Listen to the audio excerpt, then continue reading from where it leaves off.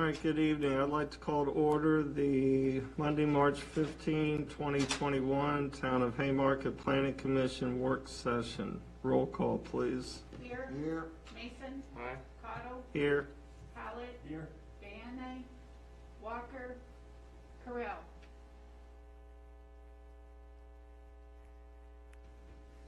All right, ma'am, you're up.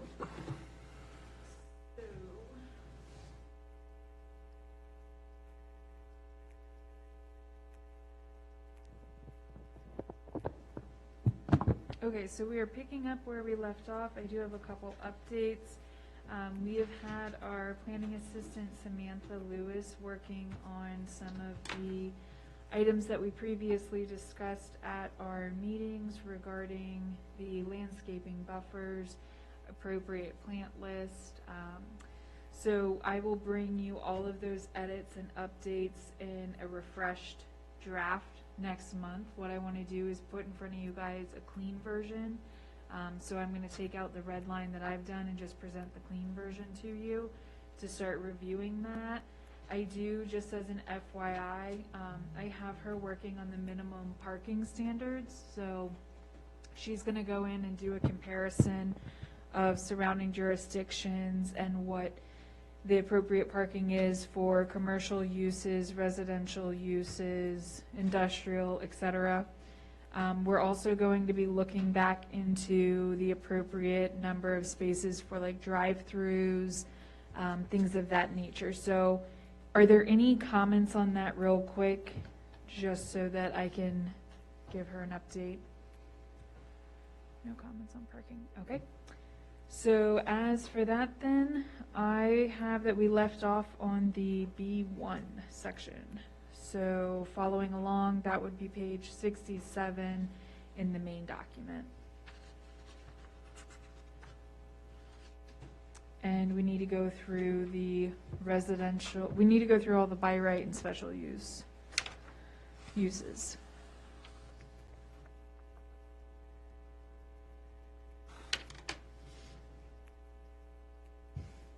Starting with residential, we do have accessory apartment. That's another thing that Samantha has helped us with and will be part of the presentation next month, is updated definitions for the different types of residential housing.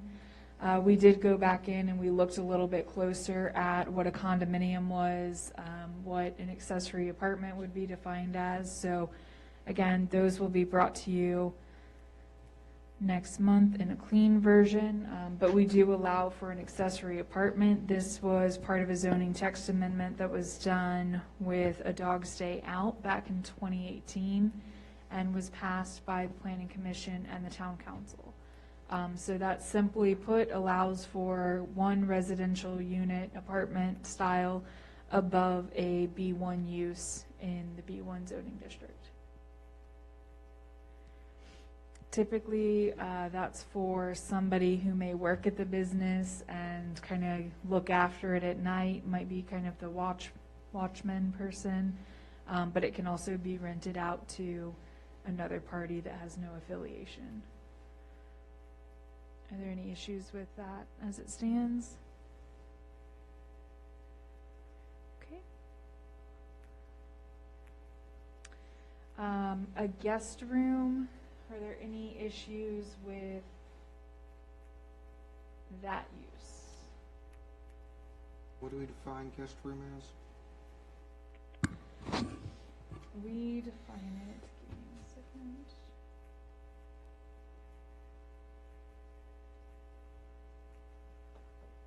We do not define it. Well, if we don't have a definition, then we either need to come up with a definition or eliminate it. I think in this case that it could be struck. I don't know what would be an appropriate guest room in a B1 district. Oh, we do have it. It's just one word. Oh, single? Room which is intended, arranged, or designed to be occupied, or which is occupied by one or more guests, paying direct or indirect compensation therefore, but in which no provision is made for cooking. So it's not really a residential. It's kind of just a room to stay.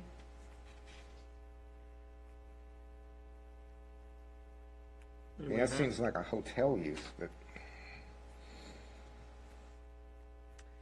We have accessory apartment, I mean, I would say we strike it. I don't have any objection to that at all. How's everybody else feel on that one? fine with me. Okay. Should we also strike the definition then? Yes.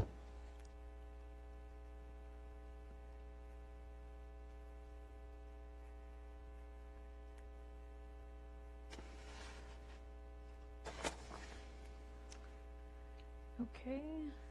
Other uses. Are there any in there that we have questions? Happy to explain any of them as well. Well, we're adding medical office, right? And moving it up from special use?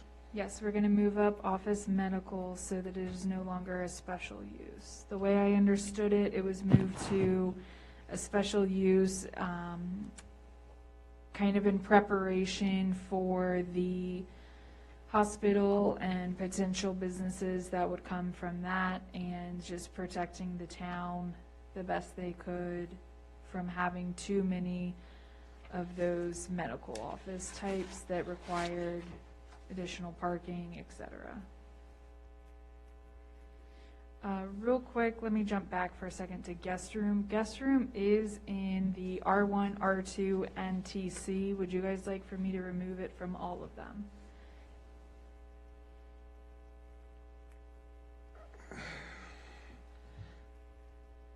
Personally, I'm not sure what the purpose of it is. As a standalone use, I don't know if I'm this would. missing something? I don't know if this would maybe get to kind of a previous discussion we had about people having basement apartments where you don't really have a kitchen to cook in, but you have a room for rent. I mean, our definition allows one or more guests paying direct or indirect compensation, but at what point are they no longer a guest if that's a residence? And I don't think it's a clear like Airbnb situation. I think if that's the intent, that we need to clearly define Airbnb, and we need to clearly state additional use standards for an Airbnb, because that then gets into like transient occupancy tax when you have short-term rentals like that.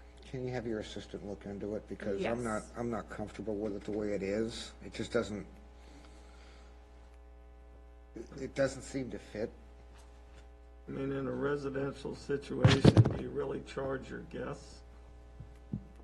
Right, you wouldn't charge per se your parents or your children if they came to stay with you, I wouldn't think. Or your you know? friends, I mean, the title of it doesn't even make sense. Okay, so for now I will strike it, but I'll have Samantha look into that further. Okay, so back to the other uses.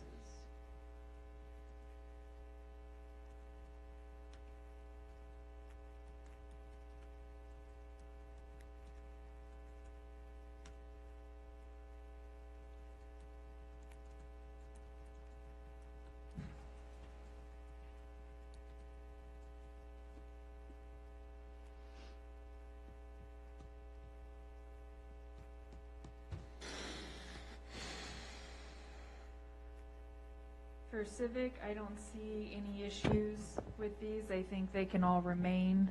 I do find that they're appropriate for the B1. Moving into commercial, certainly a bed and breakfast is going to fall more into your boutique hotel style. I think that's fine. Brewery, distillery, also I think those are okay uses. Office medical's been added in. We are going to do a definition review of personal improvement services versus personal services. We're going to condense where appropriate. That will probably come back to you in next month's draft as just personal services. As for the restaurants, I'm fine with all of them. However, I want to red flag restaurant mobile. So this is something that I think we need to discuss. It's not going to be something that we can nail out tonight, I don't think. But we allow for mobile restaurants, so think food trucks or other kind of mobile vendors of that nature. We allow for them to be in the B1 district. However, when it comes to the actual permitting, and this is kind of something that staff and council needs to work on, is we require basically a $500 business license fee, depending on how they're categorized, and then they also have to pay meals tax. So we can look at doing a definition where you can do a mobile restaurant, food truck. However, maybe there's stipulation or there's further design use standards. And those could be things like you have to have a special business license for it. You have to pay meals tax as appropriate. You have to have like the landlord maybe go in and sign on your business license, something like that, if we want to allow for these types of uses. I think that we should be open to it. I think that, you know, we as a community and as a greater community, people still heavily rely on food trucks for some of these events and just attracting people. I think we're still, you know, if you will, obsessed with the fad of food trucks when it comes to, you know, pre-COVID, hopefully post-COVID. You know, we go out, we go to events, we go to places, we follow our food trucks. So I think we as a town should be open to this. It's just, how do we do it? Do we have a sense of how the county does it? Just out of curiosity. I do not currently when it comes to a definition, but I do know that our treasurer has called other jurisdictions and gotten a sense of how they go through licensing with them. So I can get with him as well as town manager, and we can come back to you guys with a proposed definition. And then later on in the ordinance, there's a specific section to use and design standards. And so I would put a whole section in there on use and design standards for them. Possibly even restricting, because one of the things we need to keep in mind is where these parcels are located that they would possibly do this use, and then maybe restrict the time that they can do it. So, you know, it needs to stop at a certain hour, because what you have is you have a food truck that has a generator, and if it's in the TC at Marias, it could disturb the residential units behind it. If it is at QBE, you know, they have a bigger property, it might not be as much of a disturbance, but if it runs late into the night, you do have other properties surrounding them as well. Up here, if it was in the front grass, you know, you're on Main Street, we have one residential unit behind us, but you have a whole building between the use and them, so it maybe wouldn't be as big of a noise issue. Doesn't look like the county's got it in their zoning, but they've got it in their tax or their business license.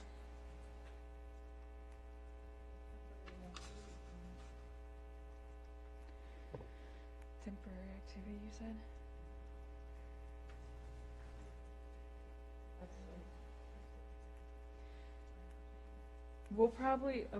We'll look into some of the smaller towns,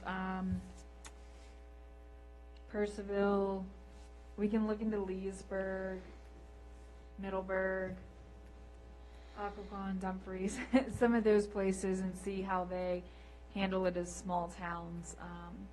I think what it's going to come down to is how are they licensed and permitted versus how we define it. So that'll be a use standard. So we'll come back to that one. I did remove liquor store from the B1, just thinking about our B1 zoning district that we currently have, and where this use would probably be more appropriate. I deemed that it would probably be more appropriate in a B2 or an I1, which is light industrial. So that's kind of down by the Sheets area on that end of town. Is there any objection to that reduction?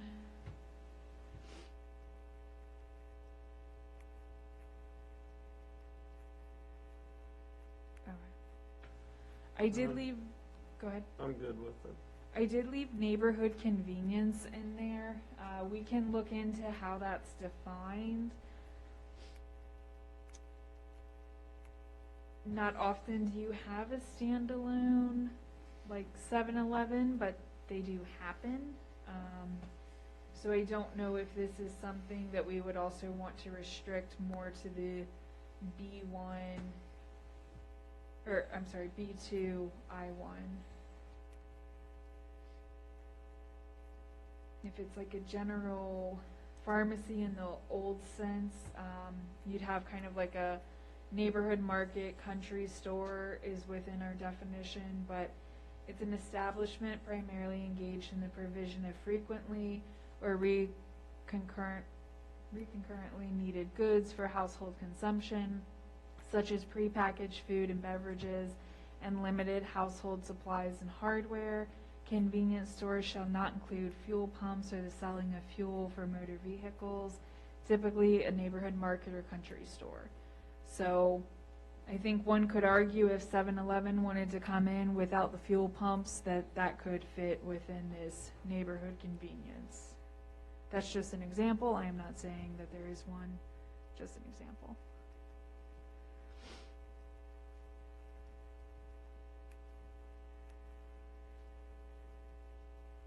Yeah, could kind of be like a Ace Hardware. No, doesn't have the food part. I'll leave it for now. If you guys want to retract it later, let me know. Utility service minor, didn't have an issue with that. Special uses, I did take out the refuse collection site. I was thinking about taking out the recycling center and maybe putting that more in a B2, I1. I would suggest they both belong in I1 and not in B1 or B2. At least that's my thought. Is everybody else in agreement? I'm okay with that. Okay. Special uses in the B1 under residential, we still have a multifamily dwelling and a townhouse. We can leave these for now and discuss them next month when I give you guys the updated definitions, or we can discuss them now if they should be allowed as a special use. I would say we wait till we get the definitions. Okay. One of the things, so that when you get them, you can review it. One of the things we're looking at is kind of clearly defining what a condominium would be versus just having this kind of blanket definition of multifamily dwelling. So we're trying to nail that down and what that would look like. So it could be in this instance that maybe condominiums are allowed above first floor retail, office, etc. And so just keep that in mind when you review the definitions, if that's the way we would like to go. That's what we currently have at Winterham, correct? That is correct. You have 3 stories of apartments above B1. Those are actually condos B2. though, aren't they? I thought they had a condo association. I believe they do. I would have to look. I remember that being an issue at the time. I think there are condominiums. I mean, a condominium is determined by, it's not a POA, some people call it an HOA, it's the owners don't own the exterior walls, they're not, it's shared maintenance. Depending on the condo association, windows may or may not be covered, but everything else is. So Okay. National Association of Realtors has definite parameters, so I would suggest we use the real estate definition, not come up with our own. We were pulling from Prince William and Leesburg for examples, but we will look into, you say the National, National Association of Realtors. You could probably go to NVAR, Northern Virginia Association of Realtors as well. okay. Okay. Again, in the B1, we do have restaurant, fast food, liquor store, both included as a special use in the commercial.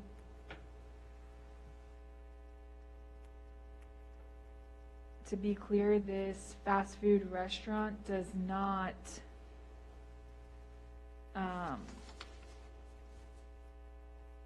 allow for drive-through. You have to still get the drive-through. The drive-through is not allowed at all in the B1, only B2 and I1. So this would just be a standalone fast food restaurant with no drive-through.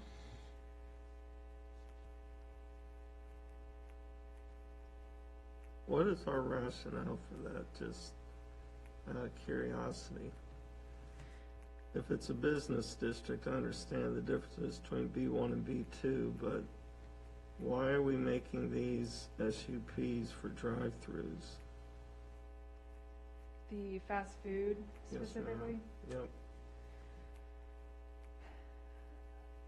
I would say that in this case, with it being a B1, trying to keep it more of that historic core downtown feel, that they want to steer away from the drive-through and the increased in and out traffic on a site.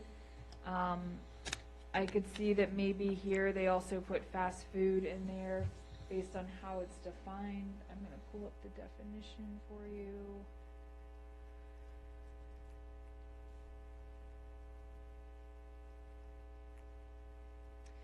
Fast food restaurant is any restaurant whose design or principal method of operation includes two or more of the following.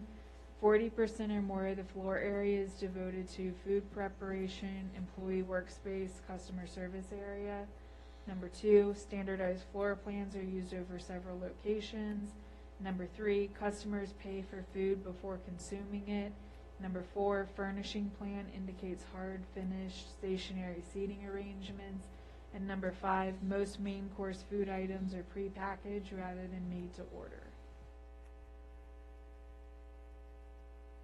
So I think this is more defining your chain restaurants versus your mom and pop sit-downs, or a chain sit-down restaurant.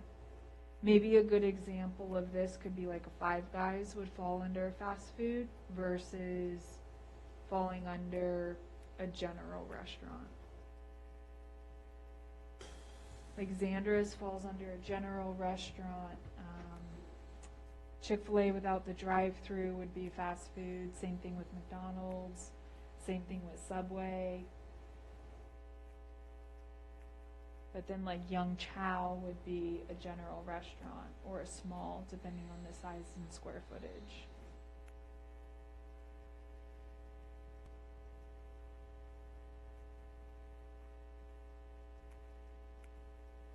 I think we could leave it in the B1 if we wanted, because I think that one of the items you could have, for an example, you could have somebody like a Foster's where they don't have a drive-through. They would possibly be classified as fast food, but it's still a very locally owned chain. You could have that pop up. And then it would just be a matter of coming through the special use process to nail down, hours of operation, expected flow, things of that nature.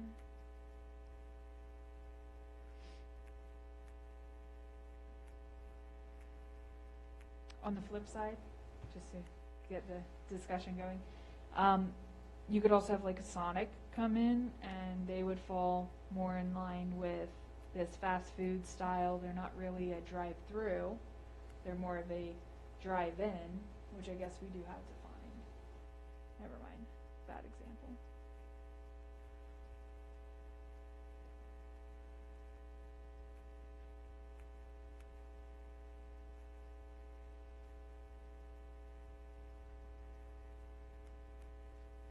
Anybody have thoughts?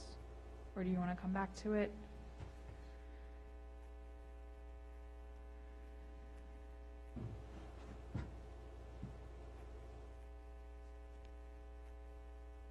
I guess the question is, I don't have the stats in front of me, what is the traffic generation of a sit-down, quote, fast food as opposed to a drive-through fast food?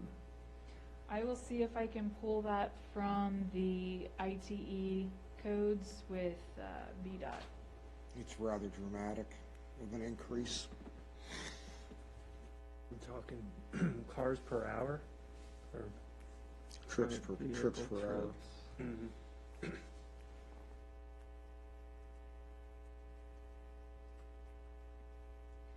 You said for fast food versus a sit-down. Are there any others while I'm looking that we might want?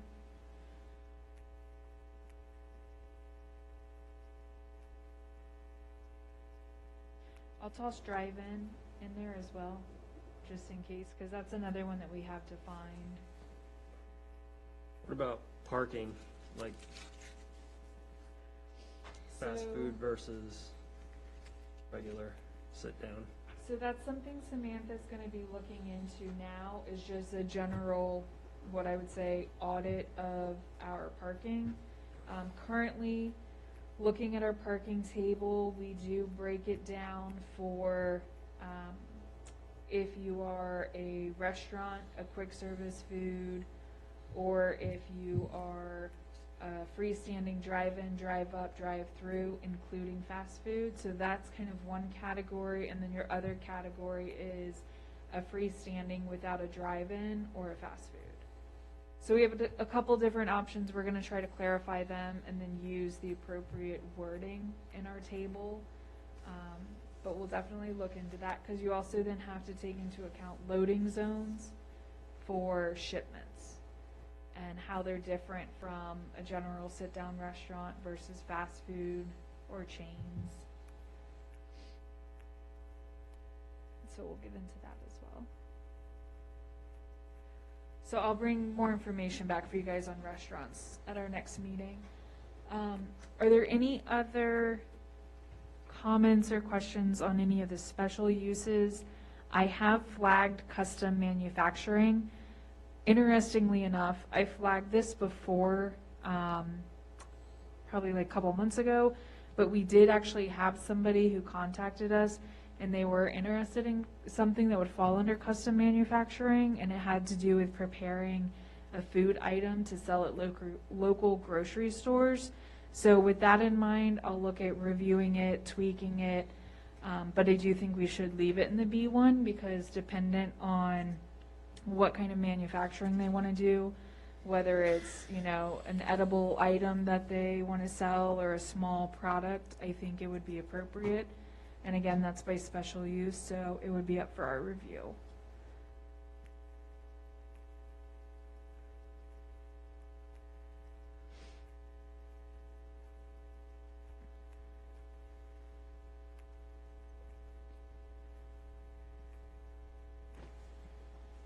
Again, I flagged the occupancy regulations, so we'll look into that. Any comments on the area regulations, setbacks, yard regulations, height regulations? For height, I do have that a previous comment when we did our initial round of commenting was to change the 50-foot height allowable down to 35 in a building not more than 3 stories above grade.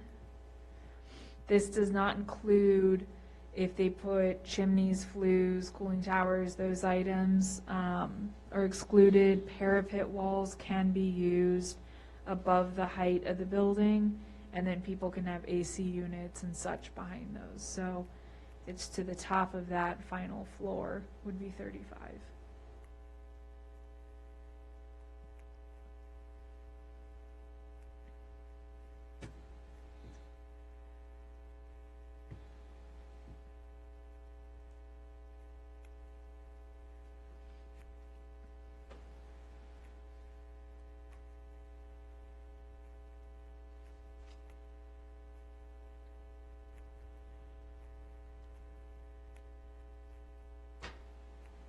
If there's no issue with that, I'll keep moving forward.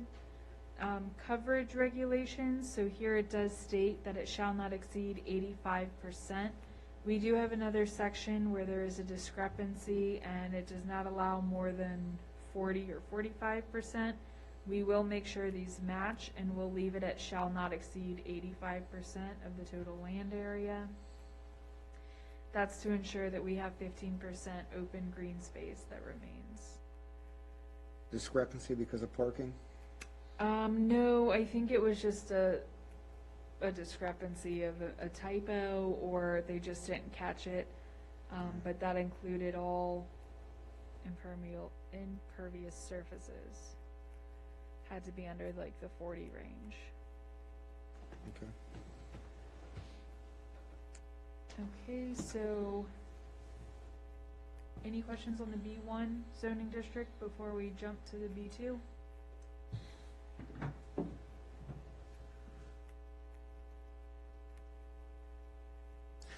Nope. So B2,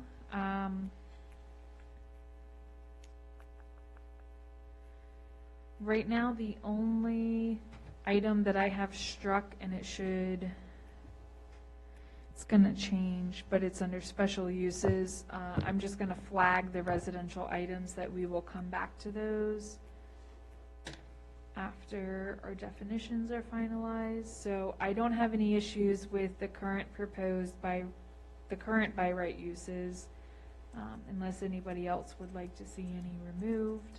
Just your thought on the commercial greenhouse.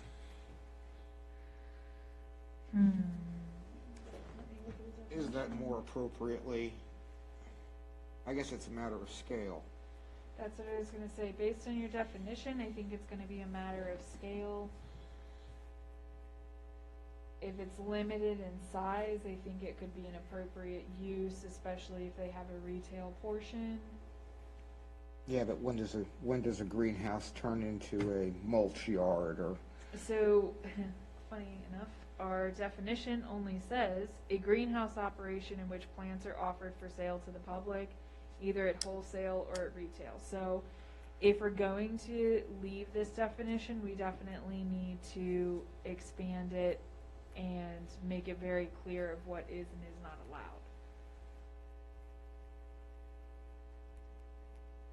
Or do we just leave it in the industrial area? And, I mean, mock's mixed to me, but.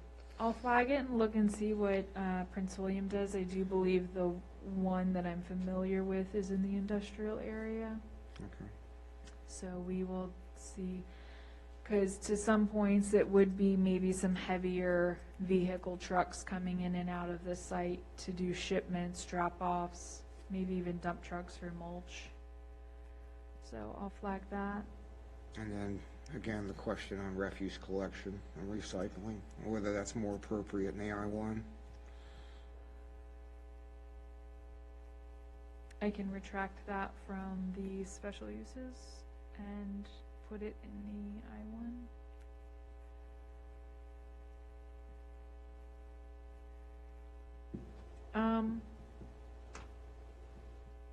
There was one I just saw. Pawn shop, do we want a pawn shop for by right?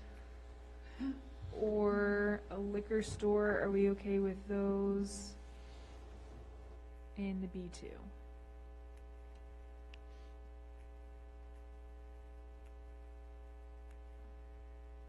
I've got no issue with either one. Okay.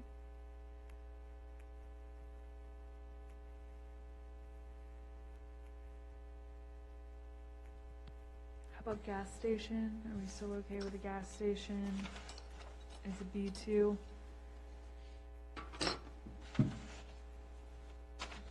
I would possibly recommend bumping gas station to at least a special use. I've got no objection on that. How does the rest of the commission feel?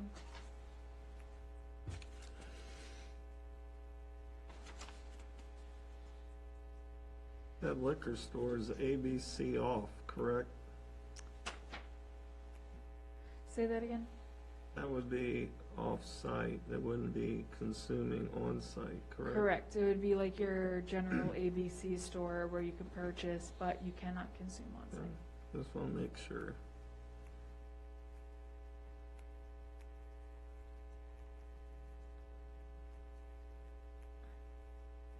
So that everybody is aware. The B2 is the big parcel, the Crossroads Village parcel. Majority of that is B2. And then you have a couple B2 parcels along the south side of Washington. And the closest one to us right now would be Winterham is B2. And like there's an open pad site there. The one beside it, the Bloom Building, where the old Cupcake Heaven was, that is a B1, actually. And then you go into the other side of them, and you have Piedmont Tire and Auto, and that is currently flagged as, I think it's flagged as a B2. It's B2, I'm pretty sure. And then go one more over to the Foster's Building, and I believe that flips again back to a B1. And then you're into, yes, it flips back. Piedmont Tire and Auto is I1. So Sheetz, McDonald's, the old Food Lion, that entire strip, and then Piedmont Tire and Auto, those are all in light industrial. And then the Winterham Building where School of Rock is, that entire parcel's B2.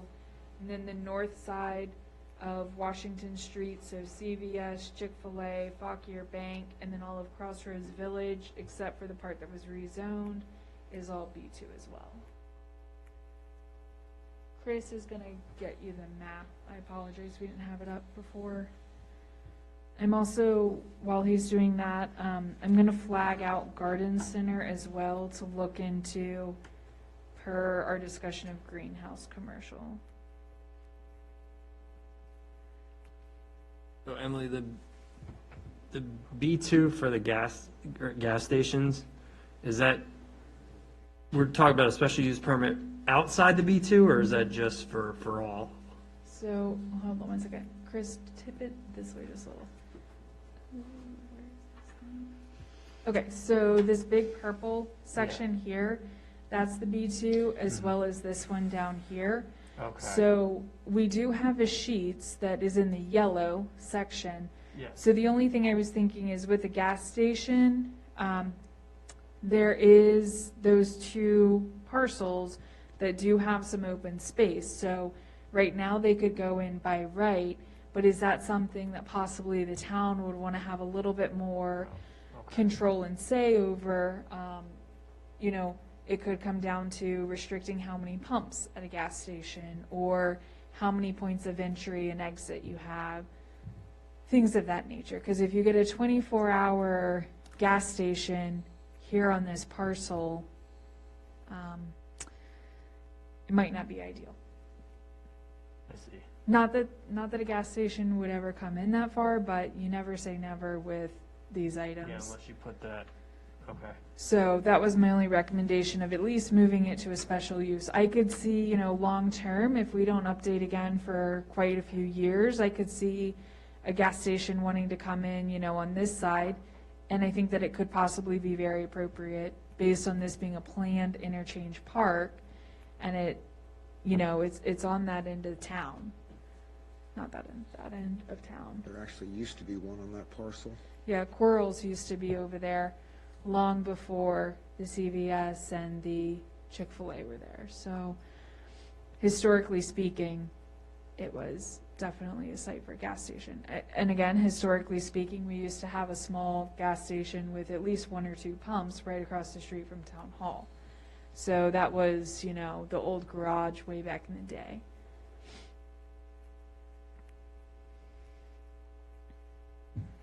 So if no objection, I'll move it to special use for the B2. Are there any others that we want to look into?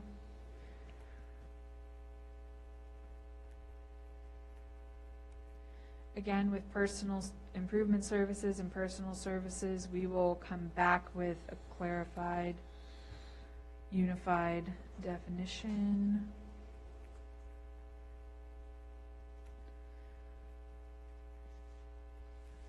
Okay. Are there any of the special uses that we want to retract from the B2? I guess I have a question. Why, Yes. under civic, why would a religious assembly need a special use permit? Why wouldn't it be a by right?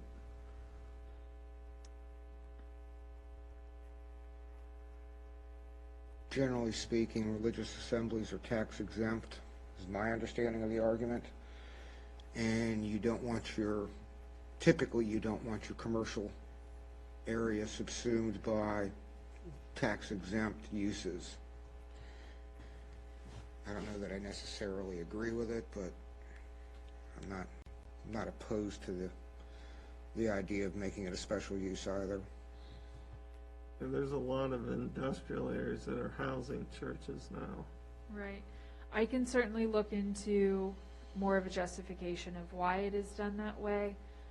Just in a couple examples, all of the churches that we currently have, so we have one over here, it is in the residential zoning. We have one down here, also in the white residential zoning. We have administrative offices above us, but they don't hold church services there. We did just hear a special use permit for one located in this general area here on Jefferson Street in the B1. There used to be one behind El Vaquero Yep, there used to be one down on Hunting Path behind El Vaquero. and one on Jefferson Street and one of Jerry's buildings. Okay. So they are allowed in the R1 as by right uses, but I can certainly look into any justification of why it would be a special use versus a by right in the B1, B2, and the I1. I certainly can understand, you know, some of these larger warehouse style places in the I1, they've gotten more in line with leasing out to, you know, gyms or sometimes even some retail shops where it's just cheaper for them to be located in a light industrial kind of warehouse area. So it could make a lot of sense for a religious assembly to look into going in that area. It might be something we consider if we're okay with a by right use there. So I'll look into that. Yeah. And I bring back appreciate some it, 'cause ideas. There's a lot of churches now that are showing up in B2 and I1 areas where they're taking what was previously commercial industrial buildings. You know, you have a lot of that in the Manassas area You have as a well. lot in kind of along Sterling too, Falls out the Forward, yeah. Dulles area.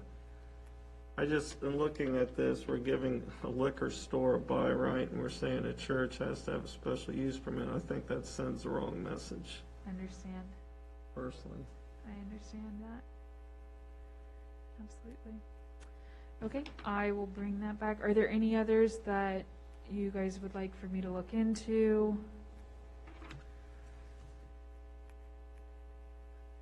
One of the things I was going to bring up, I don't know how everybody feels about it. We allow for a hotel by right in the B2, but we put a bed and breakfast as a special use. It's allowed as a by right in the B1. So I don't know if we want to move a bed and breakfast to by right, or if we want to leave it as a SUP. I think in one term, if you're kind of thinking, quote unquote, you know, protection of the people who would be doing the use, visiting the use, maybe in the B2, you have higher traffic volumes, you know. But the B2 is at a lesser density than the B1, correct? In terms of, Well, theoretically, I'm not sure in practice in town, but theoretically B2 is a lesser, so it shall not exceed So when you're talking about like density of building coverage, Yeah. it shall not exceed 75% of the total land area. Which would lead me to believe that it's more appropriate even in the B2 than the B1 is about right. If you were gonna flip-flop them, Correct? does it belong in the B1? I'm kind of agnostic on it on both counts, but I don't particularly see the rationale behind making it a special use application in the B2 and not in the B1. I mean, if it were the other way around, I'd be fine with it, but I don't see the justification of making it an SUP use in the B2.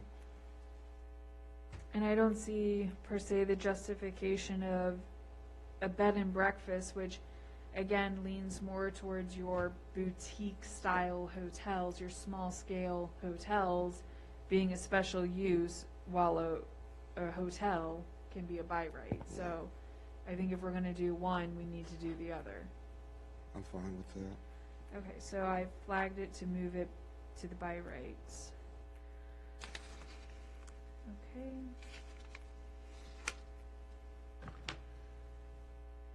I did delete hospital out of the special use permit.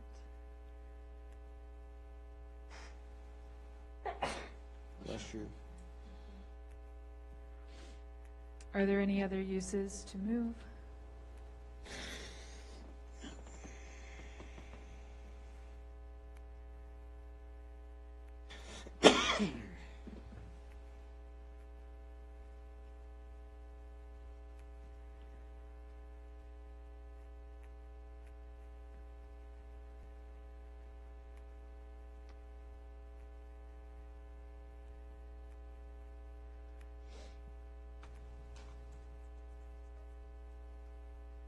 Okay, seeing no other comments, I'm going to jump on down to the regulations of that district. So again, occupancy, we will look at the definitions and adjust accordingly. Area regulations, we have some conflicting information. The first line reads, there are no area regulations in the B2 district, comma, except for permitted uses utilizing individual sewage disposal systems. The required area for any such shall be set by the local health official. I think this needs to be adjusted because further down you then have coverage regulations. I don't think this reads very clearly. I think it could be a little misconstrued. So I will work on that language. As for the setbacks, so any structures in the B2 may be located within 10 feet of any street right-of-way. The side depends if it's no side yard when abutting adjoining similar commercial uses, shall be 25 when abutting a residential district, which we do have that happen in several instances in the town. Again, height, we did adjust this from 50 back down to 35, and then it shall not exceed 4 stories, or 3 stories.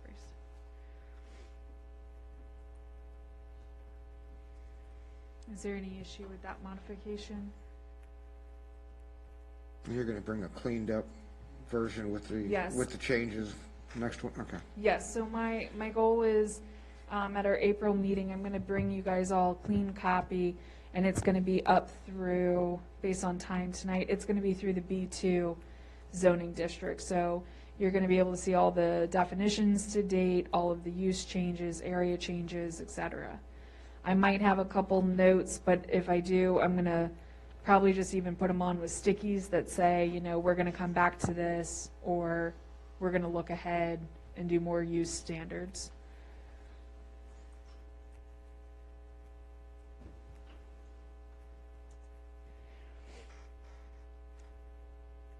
And then the last thing, coverage regulations. So like we mentioned just a couple minutes ago, the B1 is at 85, so it shall not exceed 85% of maximum building coverage. The B2 is at 75%.